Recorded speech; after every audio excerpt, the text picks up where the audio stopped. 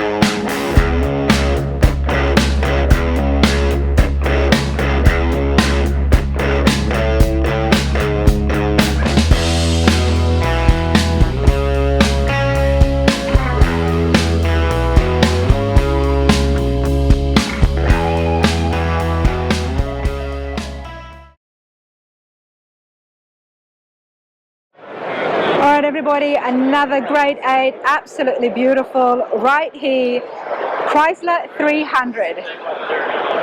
I've seen a few Chryslers, and what sticks out to me the most is that this is very different. Obviously there's a lot of custom work here.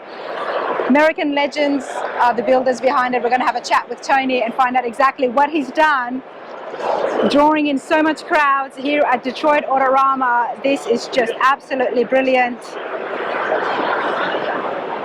All right, Tony, get over here, please. Can I step inside? Yes. Thank you. First of all, congratulations. Thank you. This is magnificent, and we can see from the crowds. Yes, it's had a crowd around it all day. All day, all morning, and there is a lot happening here. Chrysler 300, but now it's Chrysler 1000X. Yes. Talk to me. What have you got? So we started off with a 59 Chrysler 300. They were considered letter cars back then, so this was a 300E. The 300 signified 300 horsepower, so now having a Hellcat in it, we were able to get right around 1,000 horsepower out of this one. So we're starting here first. All right, get over here. We're going straight to the Hellcat. Well, now I saw pictures of this, and I knew you had a Hellcat in here. Right. So going with the name, or going with the horsepower original being a 300 and having 300 horsepower, that's where the name came from. So that's why I wanted to elaborate on that first, I suppose. We're making 1,000 horsepower, so now it's 1,000 horsepower. 1,000 horsepower. Or the Chrysler 1000, instead of being a 300E, we did an X to pay tribute to the original designer, Virgil Exner. Okay. I had no idea. Tell me about that. Virgil Exner was the one that kind of came up with this forward look design that Chrysler did from 54, 55 and up. It's kind of a unique style when they shifted to this, and he was kind of the man behind it. What was unique to him? What was the signature look that he had designed up here at the front? So I don't know if it was so much just the front. It was just really it was the overall concept of the entire car that he did. These cars are called the forward look era, and I think it was because they were trying to look to the future, and he was making something that was so advanced for the time, back in the 50s, and some of the technology this car had was pretty incredible for back then. They were also very, very expensive for back then as well, so normally it was very high-end wealthy people that owned these. Because I've seen it at some very high-end shows. I think Mirror Lake Classic Cars in Florida was one place, and I've actually seen it at the Concours d'Elegance as well, the ones that have been really done up well. Right. So I know they were a luxury car. Looking into the future, back in the 50s, now it's like you've finished the job for them. Because you've taken this right up ahead. So we wanted to take it up to 2024 standards. So what if Chrysler or Dodge had to do a concept of this car nowadays, and they started with the old sheet metal? I feel this is how they would try to pull it off, with the modern drivetrain, the modern suspension, the modern glass, the modern trim. No chrome, no bright work, very sleek, elegant, aggressive, more on the mean looking side versus trying to make it pretty. Very aggressive, and that's, I think, what is drawing everybody in here. It's aggressive, yet it's still sleek. Correct. And you've done that so well with the combination of the mat, the bumpers. I'm not going to do it injustice to this by saying what I'm looking at, because I could get it wrong. But before we have a look into detail, tell me about yourself and your shop. So my name's Tony Army. I'm the owner of American Legends in Phoenix, Arizona. We've been in business for about 7 years now. We got a lot of really great employees, talented people that help us achieve building cars like this. And how long did this build take? This build, we started about 5 years ago. The physical build took 4 years. 4 years, okay. Now remind us, Chrysler 300, front heat, what is stock, what have you custom? Because I know there's a lot.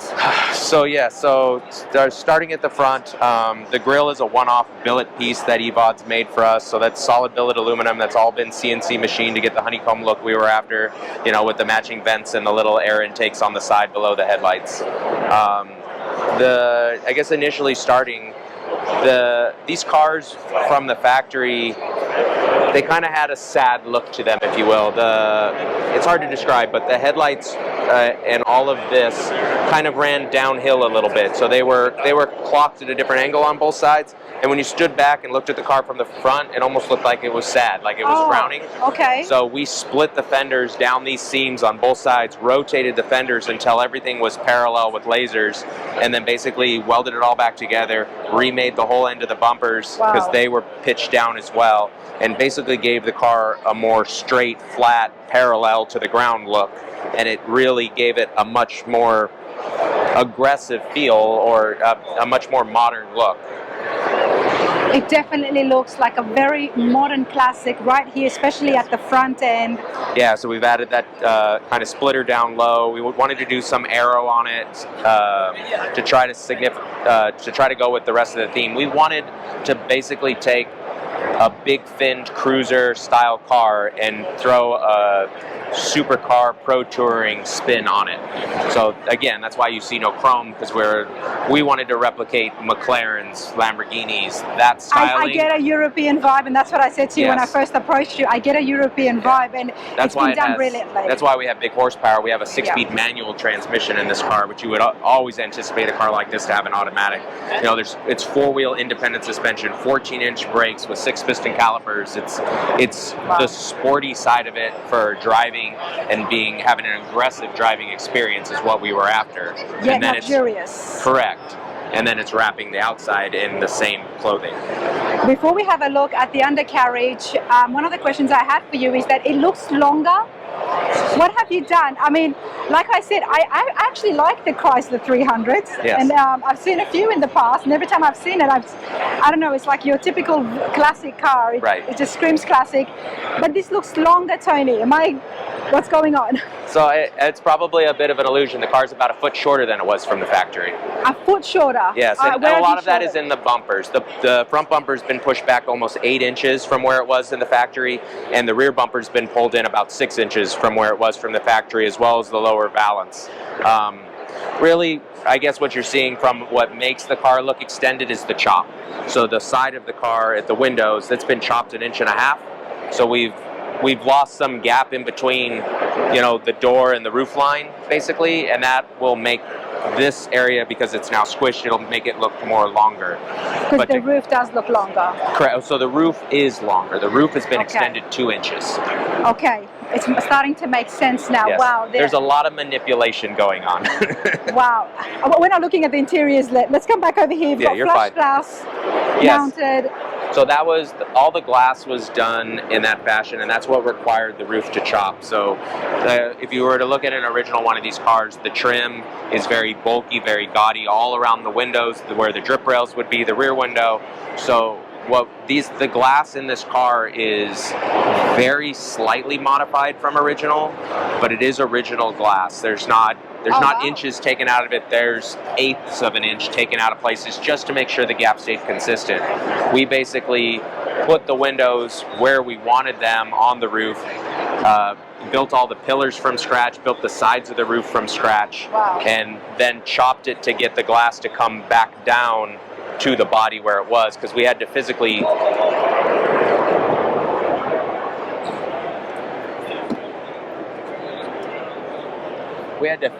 raise raise the glass into position. So then counteracting the glass having a large gap at the bottom, that's where the chop came into play to get the glass to settle back down on the body where it belongs.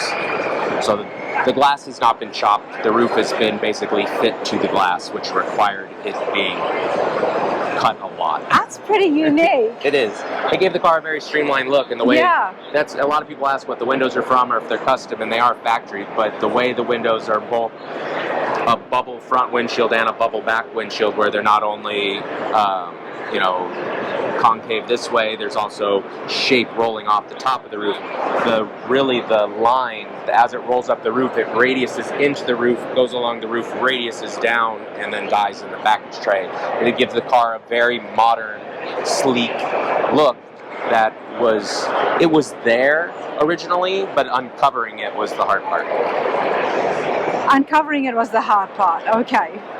The thing is, this I knew there was a lot happening here, and I would never in my wildest dreams would have guessed exactly all the things you just said there. But that's what's unique about this car is it's not a Camaro, a Mustang, something that somebody's familiar with. This car would have been amazing to have an original one sitting next to it. Yeah. Then it'd be so easy to look back and forth and go, oh my God, they did this. Oh my God, they did that. That's where we have almost 8,000 hours in this car and reshaping and modifying and manipulating it to make it still look like a 59 Chrysler at the end of the day. Loving this. I just want to show everybody here. Take a close look at the body line here. They had a really neat body style to them. You know, they were a little bit of the ugly duckling in reality, and I think that's maybe why they weren't the most popular car over the years. But yeah, long way from home. Yeah, long way from home. We wanted to show that you could take it and make it something really special. Wow, you have definitely shown them. Let's talk about the paint. What color would you call this? So we consider it a titanium. It definitely looks different under these lights. It almost gets a green cast. Yes. And that's this lighting. Okay. We haven't done this exact color. We always try to tweak it, give every customer their own custom color, so nobody else will have it. But a few of the other cars we have done in this realm, seems like the SEMA lights, clearly the Detroit lights, and even like the LA lights. Which makes my life fun. I'm trying to guess what color it is. We've asked a lot of people have asked if it's green, and it is not. It is very. It has a little bit of a gold hue to it, like a titanium, and it's a titanium metallic silver is really what it is. It doesn't typically present itself in this color spectrum in reality, but it's very shifty. It looks good. I like it. It looks good, you know, even if it was green or not, everybody, it still looks amazing. Now I'm noticing some carbon fiber in the interiors, but as well as on the wheels. Correct, yeah. So Avant-Garde did the wheels for us there. It's a carbon fiber outer hoop, an aluminum inner hoop, and then a forged bronze Cerakoted center. And they're a one-off wheel that they did for us. So now, to have an aggressive stance is what a lot of people are looking for these days, and that has a lot to do with the wheels. Correct. So what size did you guys end up using? So the rear wheel is a 20 by 12.5 with a 345, 25, 20 tire Michelin Sport Cup 2 on it. And then we've shaved both the inside and outside of the tire, so it's a very clean look. Racing feel. Yeah, we don't want it to say Michelin all over it. So more of a show car thing. So the front is a 19 by 8 with a 275. 19 by 8. Okay. We can continue on with the body lines, but we cannot ignore the undercarriage before the interiors, everybody. There's a lot of panel work here. Correct. So we originally had this car sent out to a company called the Roadster Shop in Illinois. They took the car, 3D scanned the whole thing, and engineered this chassis specifically for this car as a one-off. From that standpoint, we made a full new firewall, floor pan, trunk pan, wheel tubs, and everything to work with this chassis. And all that was scratch built, laser cut, CNC or CAD designed, and CNC bent. And then all the paneling that you see underneath, all done in carbon fiber, is more just accents and for detail work, and the center, there's a center closeout panel that hides all the mufflers and resonators, just to, again, help help tidy and clean up the undercarriage and give it, again, more of a little bit of a manufacturer feel, where it would have, the protection in the right places. The exhaust has heat shielding, and the tunnel has heat paneling as well. Just so the plan is to drive this thing, and we don't want it to cook the paint off in places it doesn't belong. I mean, it is beautiful under there, and it is all painted, and it will get destroyed a bit once he starts driving it on the street, and that's just the nature of the beast. It really is. This is the level of the Grade 8. It is. When we're looking at the Autorama here, the Ridler, something that the public have been waiting to see, and you poor guys, you could not share your work. That's the hardest thing. You could not show pictures in 2024. That would be very hard. It is, and we're typically building about anywhere from 10 to 12 cars at a time that are in a row. Yeah. So we typically put the cars like this level if we're going to go to this route on an end. So, but you have to be so careful of photographing the other cars when customers are photographing the car that's next to it. You have to make sure the car's either covered, or you're photoshopping it out, or you're blurring it in the background. It makes videoing very difficult in the shop. So you have to be mindful of it the entire time. I bet. People walking around with cameras just for fun. Yep. I mean, they're not going to outright just disqualify you because the mailman accidentally took a picture, But if you deliberately get it in a photo and it's you'll get eliminated. You'll get eliminated. I mean, long story short, there's a little over $1 million invested in this car and 4 years worth of work. So you do that to show up here and be eliminated before you even started would be heartbreaking. It would be heartbreaking, but I have heard it has happened before. It has. But nonetheless, forget about that. We're not going to talk about anything negative because this is brilliant. This is what we're good, so we don't have to worry about it. You're good. And we followed the rules. Tony, big congratulations. Thank you. Big congratulations, because the Grade 8 is very prestigious, and to be selected into that, it's right up there. And it is. We're considered one of the best 8 cars in the country for 2024. Exactly. And for me, from what I'm looking around, absolutely loving everything here. This is right up there as the top above in the first section. Can I say that? I do like aggressive and mean cars, everybody, but this just, I love it. And you know what? Let's have a look at the interiors. We've got swivel seats in here. Correct. So, I guess starting with the seats, in '59 they had a swivel seat in here originally, and this is still the original seat that this car came with originally. Wow. It would have been a bucket seat, or it was a bucket seat, I should say. We split it in half, turned it into buckets, reworked the frame structure, kept all the original swivel feature, just because it was such a unique item that the car had back then, and we wanted to retain that. But knowing we wanted something more aggressive, we knew we had to do buckets. We wanted a center console that flowed through the center, big bolsters. We kind of replicated the Audi RSQ8 patterns for the seat inserts. Did a very high quality black leather with some Alcantara accents and around the windows and on the headliner, as well as like a titanium stitch to match the paint. And then the door panels themselves are all 3D printed with some carbon fiber accents, 3D printed grab handles, billet pedals. Hey, steering wheel is the floor. Spark. What have you done with the floor? That's carbon fiber.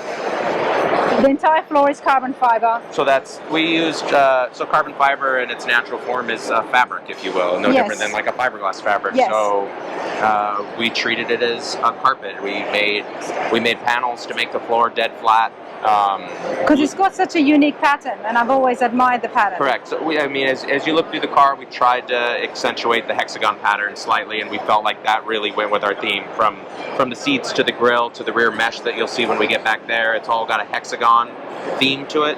So the hexagon carbon fiber pattern really, to me, was so much of it gave it a wow factor, something probably somebody hasn't really ever done before. And coming here, you gotta have the wow factor in there. You gotta try to do something special, and that's why we did it. So to say it's durable and will last in there is probably an extreme statement. It'll eventually probably get carpet, as this is probably the floor in this is more of a show floor, if you will. Okay.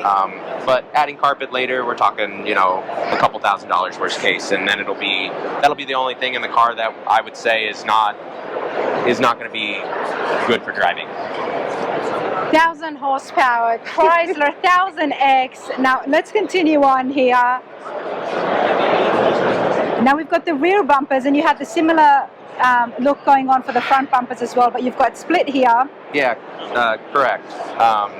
So this is the bumper being split like this is factory.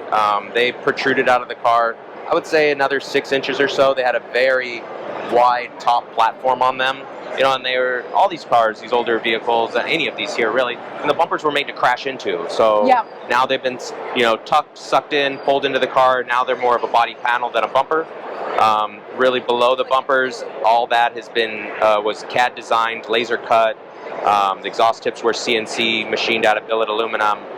We hand formed the lower valance out of aluminum, TIG welded it, metal finished it, and kind of grafted it into the car, which required an extensive amount of work to the lower quarter panels to make everything flow together. And then wrapping it off is the lower diffuser panel that runs all the way to the rear end, you know, kind of finishing off the back of the car to an extremely high level as well. Wow. Take a look at this, everybody. These are the stuff that it really draws to me, and I appreciate it because I know how much work is involved with making a panel that nobody's going to see. Yeah. Yeah, you got to lay down to see that one when it's on the ground. That's exactly right, you know, and Tony, the poor man who owns this, or the lady who owns it, they're not going to be walking around with cameras in the trunk. Let's pull the cameras out now that we've parked, so people going by, they can see the underside. Right. But you builders, and I respect that so much, because you guys go above and beyond to make something that's really going to stand out and pop, and there was just so much work involved. There is, yes. This panel right here, I mean, I'm loving it. One, it could have stopped short, but you guys continued to keep it a little bit more. We did, and there's some reasoning behind that. So, like if you were to look in the trunk floor as well, it's obviously all flat and smooth. Hiding below all of that, there's a 7-gallon water tank for the supercharger. There's a 22-gallon fuel tank for the car.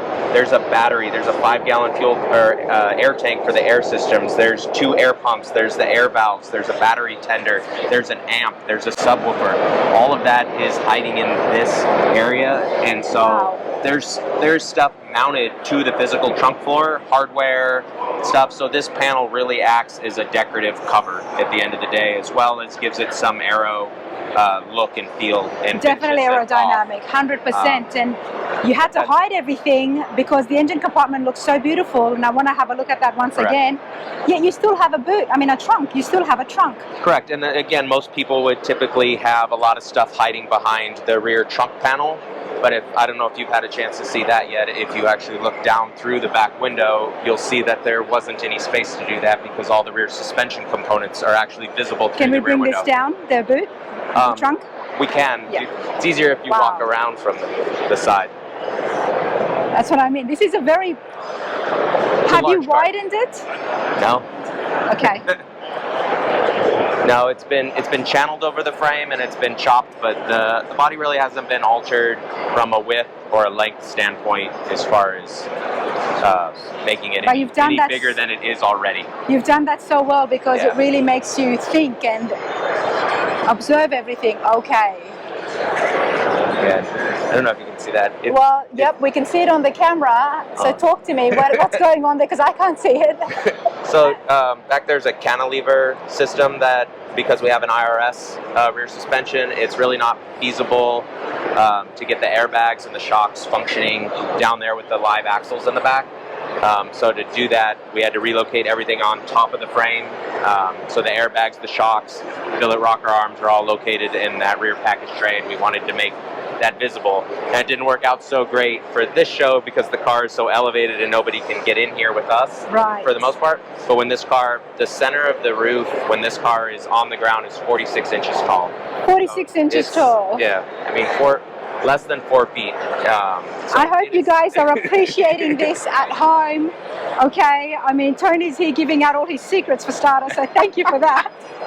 I almost had Kindig in, so you guys will have to wait and see what he has to say, but this is just brilliant, and I appreciate you sharing this stuff with us. Where are we going to see it next? Because I want to see this on the ground. So we're leaving from here and going straight to Chicago for the next World of Wheels event. That was kind of a last minute decision. Select 6 and the Legendary Cup. Yep. So we're going to shoot for a Select 6 there, and then we're going to take it back home.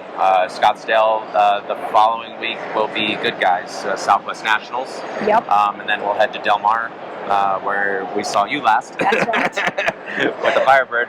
That's right. That'll be just more for fun. because there's really nothing we can do there Yeah. other than try for like a top 10 or something. We like getting the car out and about and showing it. From there, I'm undecided. We're not really sure. It depends on, it's going to mostly be good guy stuff from there on out. We got to see where this car is kind of in its own unique category. So I need to have some conversations as far as, Why is that? Well, before that, what did you start off with? What do you mean? Is this from the ground up build, or did you? I mean, it was a complete running, driving car. Okay, it was a 59 Chrysler at one stage. Correct, yes. Yeah. I mean, it was a done, finished car. We purchased it. It came out of Maryland. Yeah. I drove it for 3 days. Okay. It looked pretty on the outside, but it was very, very rough. I bet. It was in need of a full restoration if you were going to say, I want to keep the history side of it. We obviously did not want to do that. For my curiosity, if you're competing against in other shows, what class would this go in for? So like here they're putting us in radical hardtop. An indoor show like this I feel like is so different than the outdoor shows that we're normally used to doing. I mean, I would say at typical shows we're going after our good guys. So for us, typically this car would be in the custom rod category. Okay. As aggressive it is, again with the no chrome, custom rods are normally pretty. Oh, street machine? So that's my question to them that we'll have to have a conversation. Is this considered a street machine? Is this considered a custom rod? They call it, I think, the best bitchin' now or something like that. It used to be America's Most Beautiful. That's encompassing everything. So that's one we could for sure try for. I believe this car deserves a toolbox at the end of the year, which is what we're going to shoot for. I think so. It's figuring out where it belongs. I mean, with 1,000 horsepower, you're really bordering over to the street machines. And the aggressive styling, it is. Yes. Wow. You know, do they consider it enough as a winner for that category, though? That's what I struggle with. There's going to be, a tremendous amount of Mustangs, Camaros, Challengers. But how many Chrysler 300s have been transformed to this? Yeah, none. And that's the other thing that would be taken into. So 59 was the rarest year of them all. They made 522 of these. They say there's 118 left. Wow. And we started with one, and there's 117 left after what we did. I bet. Because you're not fixing this back to the way it was. No, definitely not. This is just brilliant. You're in Arizona. Correct. Phoenix. Yep. And we're gonna have to get over there sometime this year, hopefully, and check out where all this work happens. Now, do you do the interiors in-house? Yes and no. So we do all the design work for the interior. All the 3D printing is all done in-house. I don't do any sort of sewing or upholstery work physically. But we fabricate the interior, and then we have an upholstery guy that he actually comes to our facility and does all the work. So it is happening in-house, but he's not a direct employee of ours per se. He has his own company, does upholstery work for other people, but when it comes to our cars, he does it at our facility. Awesome. He's a small little shop, and a lot of it's really done through his garage. And he does some of the best work comes out from those places. For the past few years, it seems like a lot of the cars we've done, they won't even fit in his area. Yeah. So he has to do it in ours. We couldn't. About 4 feet of this would be hanging out of his garage. I've learned that some of the best interior works has come out from just one person shop. Well, we work really well together as a team. He knows what I like. And we can always talk about shapes and edges and stitching patterns, and it works out really well. Tony, this is brilliant. It's absolutely beautiful. Congratulations again for the Great 8. There is more awards than just the Great 8 and the Ridler that happens here at the Autorama. Oh yes. There's a lot more. So I've been invited, so I will be going to the award ceremony, trying to learn exactly what other classes there is. So there's a tremendous amount of classes. They have all the signs in front of all the cars, and at the bottom they all designate the classes. So if you're in this competition, not necessarily the Great 8, but we're now competing against just the 8 of us. Yeah. But if you're in the rest of the show, you can literally wander the showgrounds and find the other people in your class, and now you know who your competition is. And there'll be year categories and stuff, and then it becomes almost a pyramid, if you will. So it starts with all the segments at the bottom, and then it gets narrowed down into. So we're a radical hardtop for a specific year. So there'll be multiple radical hardtop categories. Well, then the next platform would be all the radical hardtops against each other, and then now all the next level of it. So it slowly condenses. So you can showing at the show, you can climb a ladder, to where somebody has to be the best car here that's not in the Grade 8 or going for the Ridler.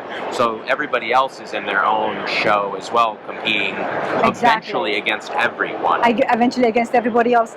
This is not your first time at the Ridler, obviously. Well, this is our first time trying as American Legends. I've been here once before in 2008 with a previous shop I worked at back then, but this is our first attempt at it. I do follow it. I know what it takes at some level. I mean, it was still a slight risk. You never know. You gotta hope for the best. And how do you feel now after that it's finished and it's in front of you? It's a lot of blood, sweat, and tears, but it was worth it. Tony, you're awesome. American Legends, thank you so much for your time. Thank you.